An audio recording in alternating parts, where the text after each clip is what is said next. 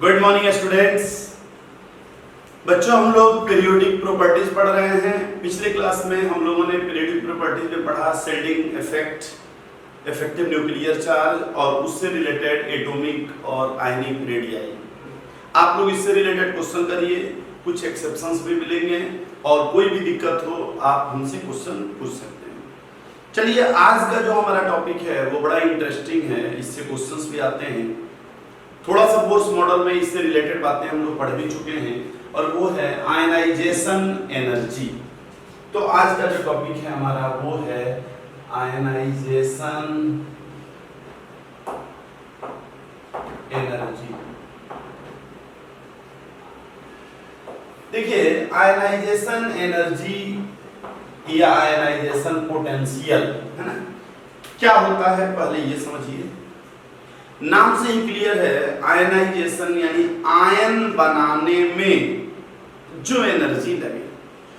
अब आयन बनाने में जो एनर्जी लगे मतलब जरा देखिए, ये देखिए, ये है आपका न्यूक्लियस और इस न्यूक्लियस में क्या है?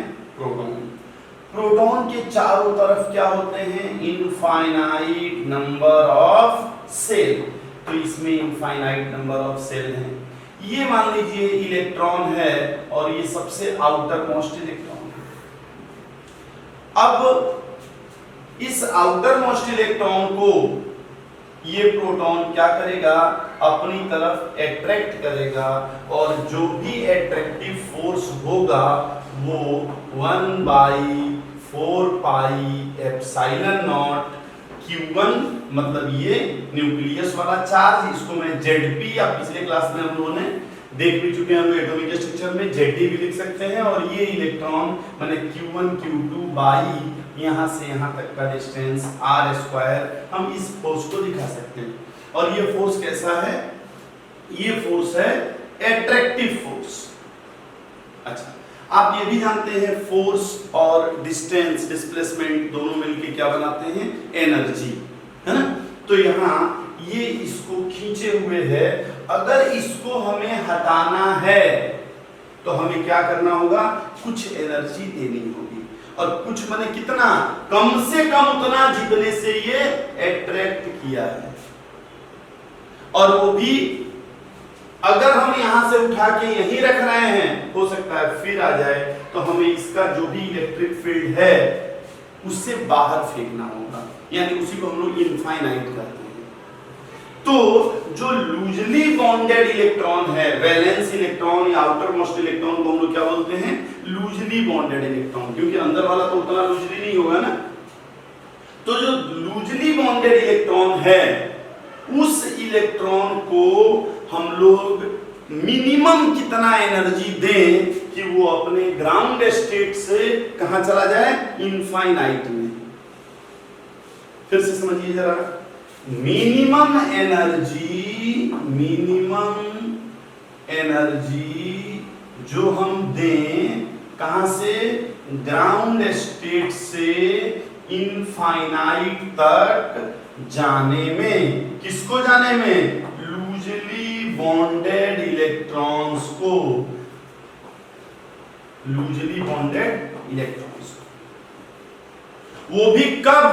जब ये एटम अकेले हो। अकेले मतलब अब ये ना हो कि 10 एटम हैं, आप एनर्जी दे रहे हैं, पता चला पहला कुछ और एनर्जी दिया, दूसरा कुछ और एनर्जी दिया और आपको पता ही नहीं चल रहा है। ठीक है। अब आप कहेंगे कैसे पहला ज्यादा एनर्जी ले लेगा? भाई इसको मान लीजिए हटाने में 10 जूल एनर्जी लगे, अगर आप 15 जूल एनर्जी देंगे तो क्या होगा? 10 जूल से जाएगा और जो 5 जूल एक्स्ट्रा रहेगा वो काइनेटिक एनर्जी मिल जाएगा, आगे बढ़ जाएगा, है ना। तो खूब ध्यान से देखिए, आयनाइजेशन एनर्जी कोई पूछे क्या होता है तो आप कहेंगे कि the minimum energy required to remove the outermost electron from ground state to infinity from isolated gaseous atom। तो कोई आइसोलेटेड गैसियस एटम हो, उस एटम का, आइसोलेटेड गैसियस एटम हो, उस एटम का हम electron, loosely bonded electron ground state से इनफाइनाइट तक पहुंचाएं, उसी को हम लोग कहते हैं आयनाइजेशन एनर्जी। बोलिए ये क्लियर है? अच्छा, तो लिख लीजिए, फिर मैं आगे बढ़ रहा हूँ। लिख लीजिए, ये सब बनाना हो तो अपना बना लीजिएगा। देखिए कि the minimum energy required to remove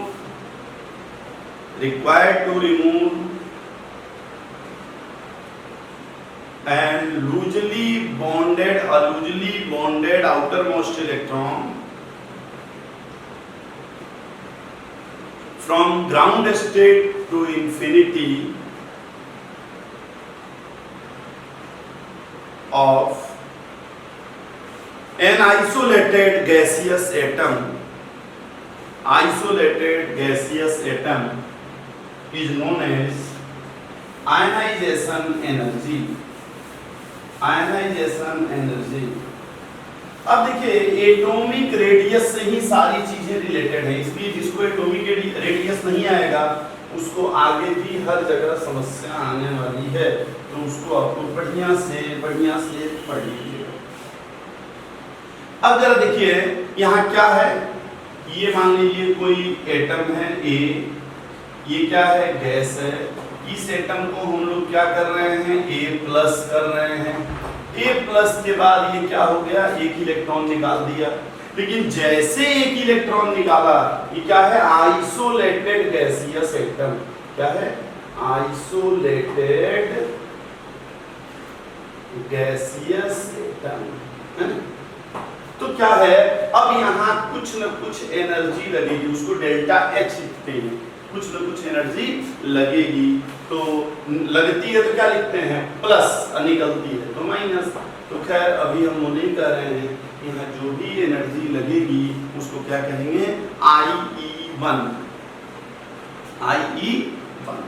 और ये डेल्टा H, अगर मान लीजिए एक बात कह रहे हैं, एनर्जी निकलती है तो हम कहते हैं वो 0 से छोटी है। मतलब एनर्जी अगर रिलीज होती है, अगर हीट जो है ना बच्चों रिलीज होती है, ये हम लोग कहाँ देखेंगे, थर्मोडायनेमिक्स में, तो डेल्टा H को माइनस लिखते हैं। और अगर हीट जो है एब्जॉर्ब होती है तो हम डेल्टा H को प्लस। ऐसे आप समझिए ना, हीट एब्जॉर्ब माने हीट मिली, माने अगर आपको पैसा मिला तो आप क्या लिखेंगे, प्लस। अब पैसा निकला आपके पास से तो माइनस। आपके पास 100 रुपए है, 2 रुपए चला गया, -2 -5, तो ये ठीक है।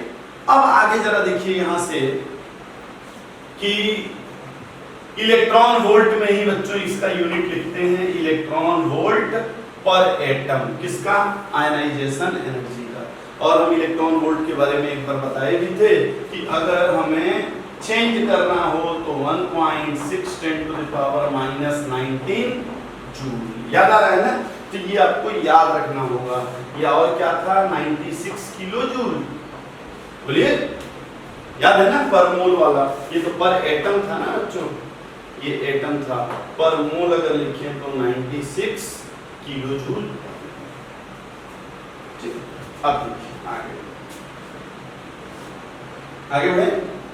तो आयनाइजेशन एनर्जी आप समझ गए कि आयनाइजेशन एनर्जी क्या होता है कि किसी इलेक्ट्रॉन को गैसियस स्टेट में हो और उस इलेक्ट्रॉन के आउटर मोस्ट इलेक्ट्रॉन को निकालने में जो एनर्जी लगे उसको कहते हैं।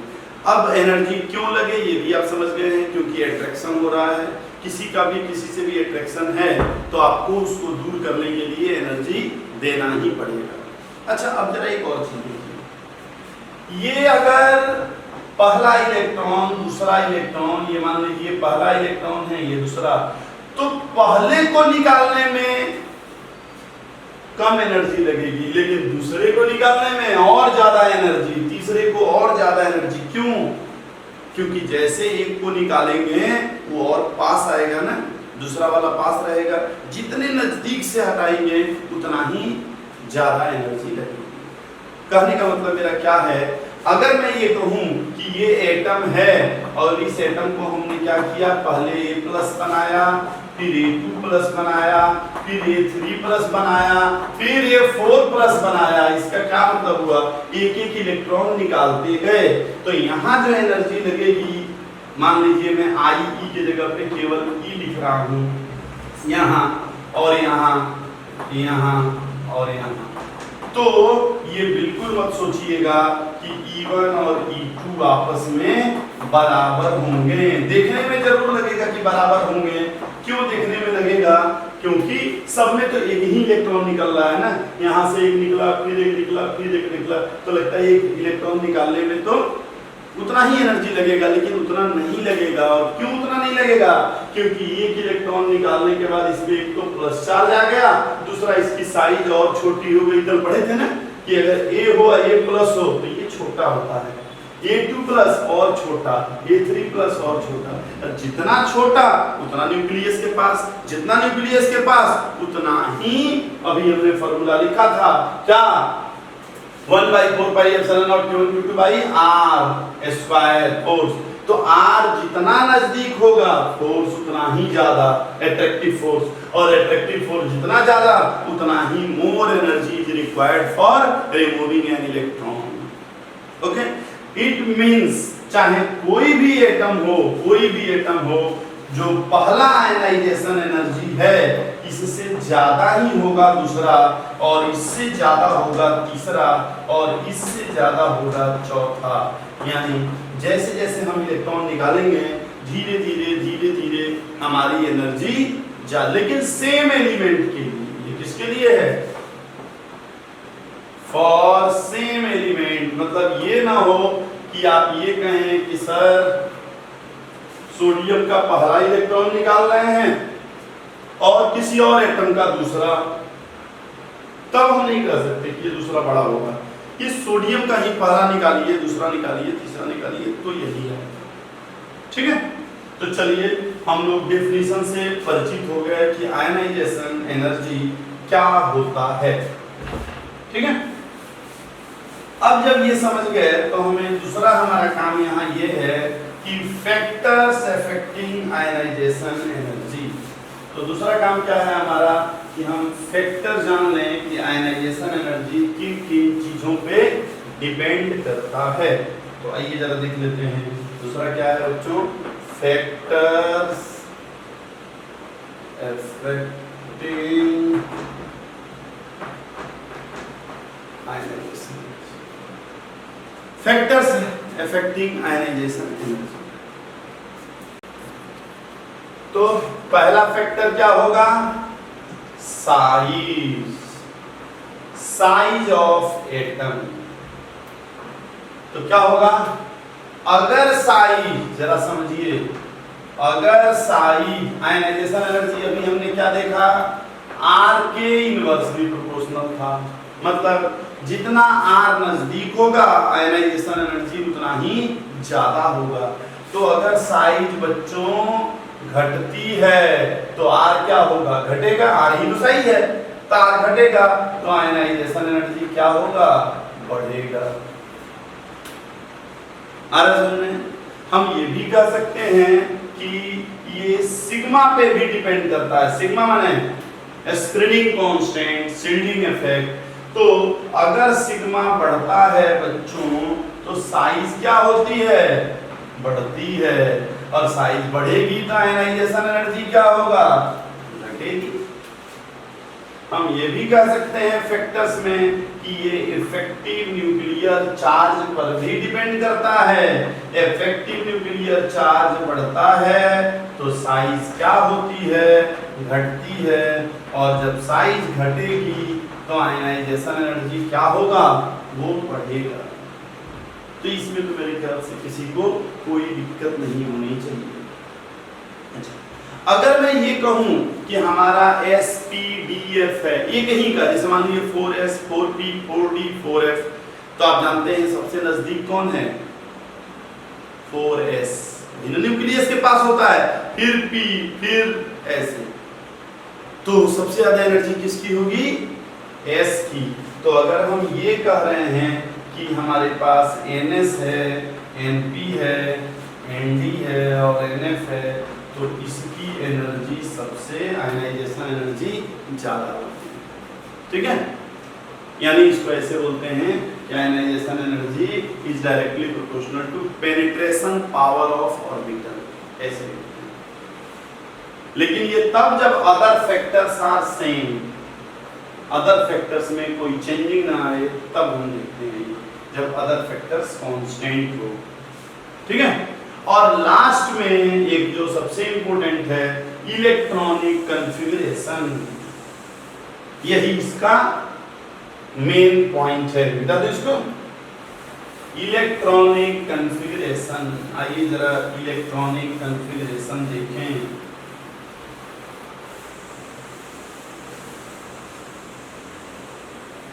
इलेक्ट्रॉनिक कॉन्फ़िगरेशन, जरा देखिए इलेक्ट्रॉनिक कॉन्फ़िगरेशन जहां बच्चों हाफ फील्ड या फुल फील्ड ऑर्बिटल होते हैं वो अपने आप ज्यादा स्टेबल हो जाते हैं, और वहां क्या हो जाता है, आयनाइजेशन एनर्जी अचानक से सॉरी बढ़ जाता है। ठीक लाइन लिख लीजिए, फिर मैं इसको समझाने की कोशिश कर रहा हूँ कि half filled and fully filled orbitals are relatively more stable, so it is difficult to remove electron from them, and ionization energy is high for that atoms। अब जरा देखिए मेरा क्या कहने का मतलब है, हाफ फील्ड क्या होता है जरा समझिए। हाफ फील्ड किसको कहते हैं? हाफ फील्ड हम लोग कहते हैं या तो S1 या P3। लेकिन S1 क्या है, इनर्ट गैस के बाद होता है, तो उसमें कुछ वेरिएशन नहीं होता है, क्योंकि हाफ फील्ड फुल फील्ड दोनों दो ही हैं ही, एक हाफ एक फुल। इसीलिए हम हाफ फील्ड किसको मानते हैं, P3, P5 और F7। अब फुल फील्ड किसको मानते हैं, तो फुल्ली फील्ड मानते हैं P6, D10 और F14। ठीक है।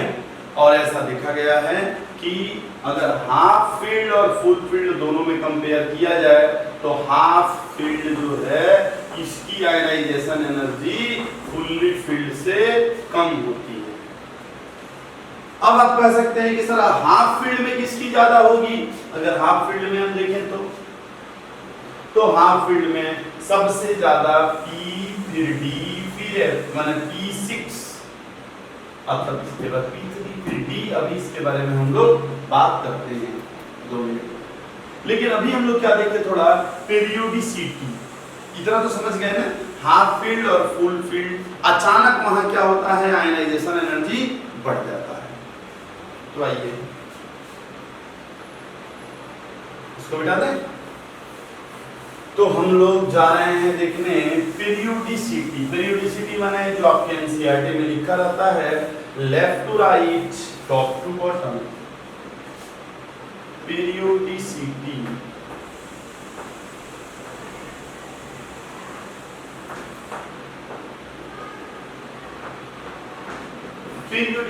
जरा देखिए पेरियोडिसिटी, अगर हम लोग लेफ्ट टू राइट जा रहे हैं तो क्या होगा, लेफ्ट टू राइट कहां जा रहे हैं, हम लोग जा रहे हैं पीरियोडिक टेबल। तो अगर हम लेफ्ट टू राइट जाते हैं तो आप जानते हैं लेफ्ट टू राइट हमारा इफेक्टिव न्यूक्लियर चार्ज क्या होता है, बढ़ता है। और जब इफेक्टिव न्यूक्लियर चार्ज बढ़ता है तो साइज क्या होगी, घटेगी, पता है ना। और जब साइज घटेगी बच्चों तो आयनाइजेशन एनर्जी क्या होगा, बढ़ेगा। इसलिए आप याद रखिए कि लेफ्ट टू राइट आपका आयनाइजेशन एनर्जी बढ़ता है। उसी तरह से अगर कोई कहे लेफ्ट टू राइट माने क्या होता है, पीरियड। लेफ्ट टू राइट तो क्या बोलते हैं, पीरियड में। तो आपसे जरूरी नहीं है कि यही पूछे कि लेफ्ट टू राइट क्या होता है, आपसे ये पूछ सकता है कि पीरियड में क्या होता है। अब अगर ग्रुप में पूछे, ग्रुप माने क्या होता है, ग्रुप माने top to bottom, top to bottom, ऊपर से नीचे। तो आपको पता है, अगर ध्यान होगा, ऊपर से नीचे जेड स्टार क्या होता है, घटता है नहीं, ऊपर से नीचे जेड स्टार कांस्टेंट रहता है, याद रखिएगा। लेकिन क्या होता है, जेड स्टार कांस्टेंट रहता है, लेकिन सिग्मा क्या होता है हमारा, सिग्मा बढ़ते जाता है। याद आ रहा है, तो हमारा सिग्मा बढ़ता है, हमारे सेल बढ़ते हैं, है ना। और सिग्मा बढ़ने की वजह से साइज बढ़ती है, और साइज बढ़ने की वजह से आयनाइजेशन एनर्जी बढ़ता है। तो याद रखिए, लेफ्ट टू राइट जाते हैं तो आयनाइजेशन एनर्जी बढ़ती है, टॉप टू बॉटम जाते हैं तो आयनाइजेशन एनर्जी घटती है। ठीक है, आइए हम लोग एक क्वेश्चन करें इस पे।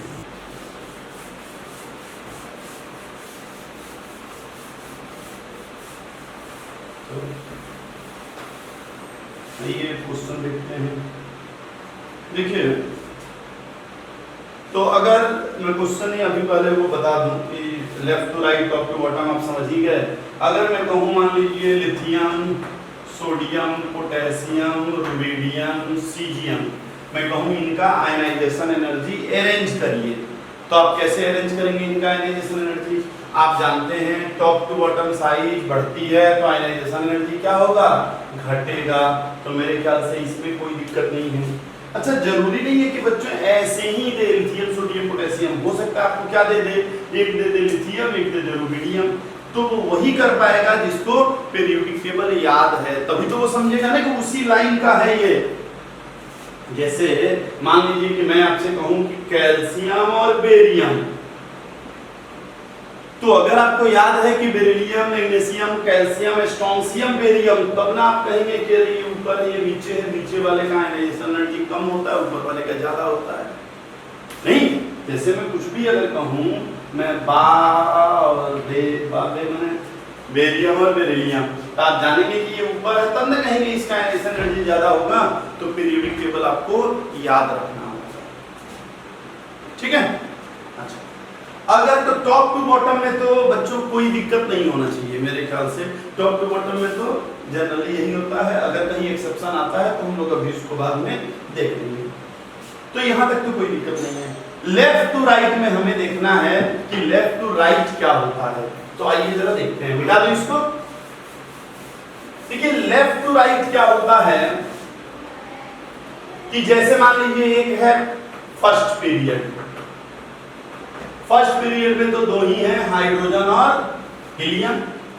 अब यहां थोड़ा सा अलग चीज है, ये क्या है, हम लोग साइज भी क्या देखे थे, हीलियम का ज्यादा, और आयनाइजेशन एनर्जी भी किसका, हीलियम का ज्यादा। तो यहाँ थोड़ा अलग है। और क्यों है ऐसा, क्योंकि इसका साइज देख रहे थे कोवेलेंट रेडियाई और इसका देख रहे हैं वांडर वाल रेडियाई, लेकिन ये फुल फिल है। अभी हमने हाफ फील्ड फुल फील्ड की बात की, ये S1 है, ये S2 है।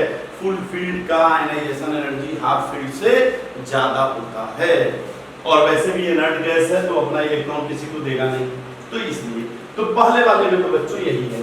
अगर मैं सेकेंड पीरियड की बात करूं, ये थोड़ा इंपॉर्टेंट है आपके बोर्ड के भी और कंपटीशन के भी लिहाज से। तो देखिए, सेकेंड पीरियड की मैं बात करूं तो सेकेंड पीरियड में क्या होता है बच्चों, lithium, beryllium, boron, carbon, nitrogen, oxygen, fluorine और नियोन, यही ना। अच्छा, क्या होना चाहिए, लेफ्ट टू राइट साइज क्या होती है, लेफ्ट टू राइट साइज घटती है, और लेफ्ट टू राइट साइज घटती है तो आयनाइजेशन एनर्जी क्या होना चाहिए, बढ़ना चाहिए। ये समझ में आ रहा है। तो लेफ्ट टू राइट साइज घटती है तो आयनाइजेशन एनर्जी बढ़ना चाहिए, लेकिन थोड़ा सा यहाँ इलेक्ट्रॉनिक कन्फिगरेशन भी देखिए। देखिए, इसका क्या होता है बच्चों, 2s1, लास्ट में S1, मैं 2 नहीं लिखूंगा, है ना, ये S2, ये P1, ये P2, P3, P4, P5 और P6। क्यों मैं लास्ट का ही क्यों देख रहा हूं, क्योंकि इलेक्ट्रॉन को हमें लास्ट वाले से ही निकालना है ना, इसलिए लास्ट वाले का। अब होता क्या है, जहां जहां, ध्यान से सुनिएगा, जहां जहां हाफ फील्ड आता है या फुल फील्ड, अचानक से उसकी एनर्जी, आयनाइजेशन एनर्जी बढ़ जाती है, वो आगे जंप कर जाता है। क्या क्या आता है? हाफ फील्ड या फुल फील्ड। तो देखिए यहाँ क्या है? Half field. ये आगे जंप करेगा, लेकिन क्या फुल से आगे थोड़ी जंप कर पाएगा? नहीं जंप करेगा, यहाँ से करेगा और यही रह जाएगा, इसलिए इसके बारे में लोग बात नहीं करते हैं। लेकिन ये क्या है? Full field. ये जंप करेगा और अपने बगल वाले के भी आगे यहाँ चला जाएगा। अब समझ रहे हैं? मतलब ये भी स्टेबल है, ये भी स्टेबल है, but S2 is more stable, so more energy is required to remove an electron from beryllium माने S2। इसलिए आयनाइजेशन एनर्जी सबसे कम इसका, फिर इसका, तब इसका हो जाएगा। क्लियर? अच्छा, P2 में हाफ फील्ड नहीं है, यहाँ फिर हाफ फील्ड है। हाफ समझ रहे हैं ना आप लोग? जैसे P में कितने डब्बे होते हैं? 3 डब्बे, तो 1 1 1, ये हाफ फील्ड हो गया। इसको क्या बोलेंगे? Full field. इसके बाद तो जितने होंगे वो बीच बीच फील्ड है ना। तो ये क्या है? Half field. ये भी क्या करेगा? जंप। जंप करके कहाँ आ जाएगा? यहाँ। फिर कुछ नहीं, फिर यहाँ फुल फील्ड। ये क्या करेगा? जंप करके और आगे, लेकिन आगे तो कुछ है नहीं ना, कितना हम जंप करें क्या फर्क पड़ता है? तो इसलिए यहाँ आपका आंसर जो आएगा, थोड़ा सा ध्यान देने वाली बात है, वो क्या आएगा? लिथियम। और लिथियम से ज्यादा बोरॉन, फिर बेरिलियम, फिर कार्बन, फिर ऑक्सीजन, फिर नाइट्रोजन और फिर फ्लोरीन। अरे मैं उल्टा लिख दिया क्या बच्चों? फिर नियॉन। यहाँ तक तो मैं सही हूँ। और यहाँ से मैं डिक्रीजिंग ऑर्डर बना दिया, पता नहीं। तो ऐसे हो जाएगा, ठीक है? तो ये ध्यान रखिएगा, हमें याद है भले कि lithium, beryllium, boron, carbon, nitrogen, oxygen, fluorine, neon, लेकिन यहाँ गड़बड़ी आ जाती है। ये आयनाइजेशन एनर्जी का ट्रेंड है, और वो भी कौन से आयनाइजेशन एनर्जी का? पहला इलेक्ट्रॉन निकाल रहे हैं, फर्स्ट आयनाइजेशन एनर्जी। दूसरा इलेक्ट्रॉन निकालते तो सेकंड आयनाइजेशन एनर्जी, तीसरा थर्ड आयनाइजेशन एनर्जी। इस तरह से होता है। अभी हम सेकंड और थर्ड के बारे में बात नहीं कर रहे हैं। तो आपको क्या याद रखना चाहिए? ये याद मत रखिए, ये याद रखेंगे तो कभी भी इधर उधर हो सकता है। आपको याद रखना है ये क्या? S1, 2S1, 2S1 के बाद 2P1, फिर 2S2, फिर 2P2, फिर 2P4, 2P3, 2P5, 2P6। ऐसे होता है, ये याद रखना बहुत जरूरी है। इसी हिसाब से ट्रेंड बढ़ेगा। और बच्चों ऐसा नहीं है कि 2 ही आप देखेंगे, 3 भी देख सकते हैं, 3 भी रहेगा तो ऐसे ही रहेगा। ये ध्यान देना बहुत जरूरी है। अच्छा, कभी ये भी कह सकता है कि आप ग्रुप बताइए। जैसे ये कौन सा ग्रुप है? मैं इसके ऊपर जरा लिख दूं। ये कौन सा ग्रुप है? फर्स्ट। ये 13 ग्रुप याद है ना? ये सेकेंड, ये 14, 16, 15, 17 और 18। तो आपसे ये भी कह सकता है, बताओ किस ग्रुप का आयनाइजेशन एनर्जी ज्यादा होगा, इसका या इसका? तो आप ग्रुप के हिसाब से भी याद कर सकते हैं कि फर्स्ट के बाद 13, 13 के बाद 2, देन 14, 16, 15, 17 और 18। तो ये सब एक दूसरे से जुड़े हुए हैं, आपसे कुछ भी पूछ सकता है। और अगर मेंडलीफ के हिसाब से पूछ दिया तो फर्स्ट को क्या बोलेंगे? फर्स्ट। 13 को क्या बोलेंगे? थर्ड।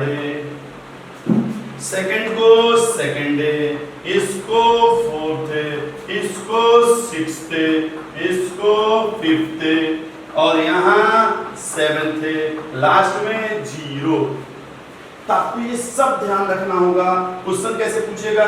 मान लीजिए आपसे कह दिया कि भैया सेकंड है और 0 का बताओ किसका आयनाइजेशन एनर्जी ज्यादा, 5th का और 6th का और 5th का बताओ किसका ज्यादा।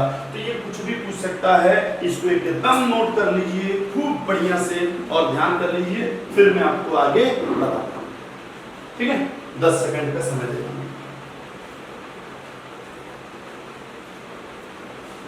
आगे बढ़े तो चलिए इसको मिटा दे रहा हूं मैं। अब आ रहा हूं बच्चों, नोट कर लीजिएगा आप लोग पॉज करके, है ना। अब मैं आ रहा हूं थर्ड पीरियड में।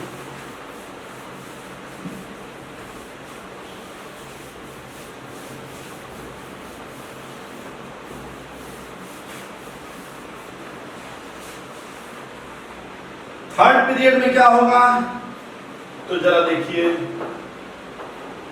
थर्ड पीरियड में क्या होता है? थर्ड पीरियड में आप एलिमेंट्स का नाम जानते ही हैं। क्या? लिथियम के नीचे सोडियम, बेरिलियम के नीचे मैग्नीशियम, बोरॉन के नीचे एल्युमिनियम, कार्बन के नीचे सिलिकॉन और नाइट्रोजन के नीचे फास्फोरस, ऑक्सीजन के नीचे सल्फर, क्लोरीन और आर्गन। अगर हमें यहां देखना है आयनाइजेशन एनर्जी, बिल्कुल वही काम करना है। क्या? इतना तो आप समझ ही रहे हैं ना, ये क्या है? S1, S2, P1, P2, P3, P4, P5, P6। आपको बस ये याद रखना है कि ये P3 वाला आगे जाएगा और S2 वाला आगे जाएगा। बस इतना ही तो याद रखना है यार। इतना क्यों नहीं आप लोग कर सकते हैं? तो क्या होगा? सबसे कम सोडियम, सोडियम के बाद एल्युमिनियम, एल्युमिनियम के बाद मैग्नीशियम, के बाद सिलिकॉन, सिलिकॉन के बाद सल्फर, देन फास्फोरस। क्या पढ़ रहे हैं हम लोग? Ionization energy. हाँ नहीं, बहुत पीछे से गए, केमिस्ट्री पढ़ रहे हैं, है ना। आयनाइजेशन एनर्जी पढ़ रहे हैं और आयनाइजेशन एनर्जी में ये फर्स्ट आयनाइजेशन एनर्जी का ट्रेंड पढ़ रहे हैं। बोलिए, आशा है यहां तक आपको कोई दिक्कत नहीं आई होगी या आएगी। ठीक है। अब जरा देखिए हम लोग पीरियोडिक टेबल में क्या पढ़ रहे हैं, इसको मिटा दूं।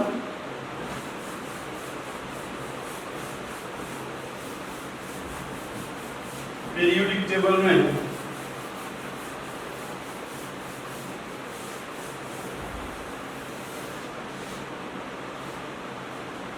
अगर ये पीरियोडिक टेबल है तो हम लोग क्या देख रहे हैं? इधर से इधर आयनाइजेशन एनर्जी बढ़ रही है और नीचे से ऊपर भी आयनाइजेशन एनर्जी बढ़ रही है और अक्सर कोने से कोना भी आयनाइजेशन एनर्जी बढ़ती है। तो सबसे ज्यादा आयनाइजेशन एनर्जी कोई पूछे तो कहाँ का होगा? इसी कॉर्नर का तो होगा बच्चों। जब हम कह रहे हैं लेफ्ट टू राइट बढ़ी, टॉप टू बॉटम घटी, तो माने बॉटम टू टॉप तो बढ़ी ना। तो इसलिए अगर कोई पूछे मैक्सिमम आयनाइजेशन एनर्जी पूरे पीरियोडिक टेबल में, तो आप समझ जाइए इस कोने में जो है और उस कोने में क्या है? हीलियम। ठीक है। तो देखिए मैक्सिमम आयनाइजेशन एनर्जी पूरे पीरियोडिक टेबल में अमॉन्ग all the elements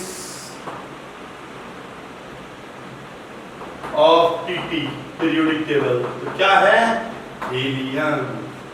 और कोई पूछे मिनिमम, तो अगर मिनिमम पूछे तो क्या होना चाहिए? फ्रांसियम। लेकिन हम लोग लिखते क्या है? सीजियम। क्यों? क्योंकि फ्रांसियम रेडियो एक्टिव होता है, उसके हाफ लाइफ पीरियड बहुत कम होते हैं, वो जल्दी ही किसी और चीज में टूट के इधर उधर चला जाता है। इसीलिए हम लोग क्या कहेंगे? सीजियम। और यही तो रीजन है कि फोटो सेल में सीजियम यूज होता है। अरे फोटो सेल घर में लोग छत पे बनाते हैं ना, सोलर सेल, सॉरी वही फोटो सेल भी कहलाता है। तो सोलर सेल में इसीलिए सीजियम यूज होता है क्योंकि लाइट आती है, सनलाइट सीजियम पे पड़ी, इलेक्ट्रॉन निकाला, इलेक्ट्रॉन गया, फिर चार्ज हुआ इन्वर्टर और फिर हमें करंट दे रहा है। तो मैक्सिमम और मिनिमम तो आपको याद रहना ही चाहिए। बोलिए यहां तक क्लियर? अब आगे बढ़े जरा हम लोग, यहाँ से कोई दिक्कत नहीं होगी। एक आध क्वेश्चन जरा और बताइए। हम लोग धीरे धीरे आगे बढ़ रहे हैं, पढ़ रहे हैं हम लोग आयनाइजेशन एनर्जी। अगर मान लीजिए मैं आपसे ये कहूं एक क्वेश्चन बहुत पूछा जाता है, या अभी रहने दीजिए, फर्स्ट और सेकंड आयनाइजेशन एनर्जी अभी नहीं बताएंगे। अगर नाइट्रोजन और ऑक्सीजन के बारे में पूछा जाए तो किसका ज्यादा होगा? नाइट्रोजन और ऑक्सीजन में किसका ज्यादा होगा? तो आप क्या करेंगे ऐसे कंडीशन में? ऐसे कंडीशन में आप लेफ्ट टू राइट मत देखिए, आप क्या करिए, आप ये देखिए कि नाइट्रोजन का इलेक्ट्रॉनिक कॉन्फ़िगरेशन क्या होता है और ऑक्सीजन का इलेक्ट्रॉनिक कॉन्फ़िगरेशन क्या होता है। तो नाइट्रोजन का होता है P3, ऑक्सीजन का होता है P4, यही ना। और आपको पता है कि P3 वाला ज्यादा स्टेबल होता है, इसका आयनाइजेशन एनर्जी ज्यादा होता है। या आप ऐसे भी देख सकते हैं, ये थोड़ा सा हम लोग आगे ही बढ़े, थोड़ा सोचें। अगर मैं आपसे कहूं ये क्या है, P3 P4 क्या है? ये है फर्स्ट आयनाइजेशन एनर्जी। मैं इसको थोड़ा दूसरे ढंग से बता रहा हूं। देखिए, ये है नाइट्रोजन, ये है ऑक्सीजन। पहले निकालना है तो इसको क्या करेंगे, ये है 2p3, ये है 2p4। 2p3 2p4 में कौन ज्यादा स्टेबल? ये। इसलिए हमारा फर्स्ट आयनाइजेशन एनर्जी किसका ज्यादा होगा? नाइट्रोजन का। किसका ज्यादा होगा? नाइट्रोजन का। अच्छा, सेकंड, अब एक इलेक्ट्रॉन मान लीजिए इसमें से निकल चुका, अब हमें देखना है, तो जब एक निकल चुका तो ये क्या बन चुका है? 2p2, और ये क्या बन चुका है? 2p3। और 2p2 2p3 में किसका ज्यादा होगा? ऑक्सीजन का। इसलिए सेकंड आयनाइजेशन एनर्जी कोई पूछे तो आप कहेंगे ऑक्सीजन का। अगर थर्ड की बात आए, थर्ड आयनाइजेशन एनर्जी, तो आप कहेंगे थर्ड आयनाइजेशन एनर्जी में अब ये क्या बन चुका है?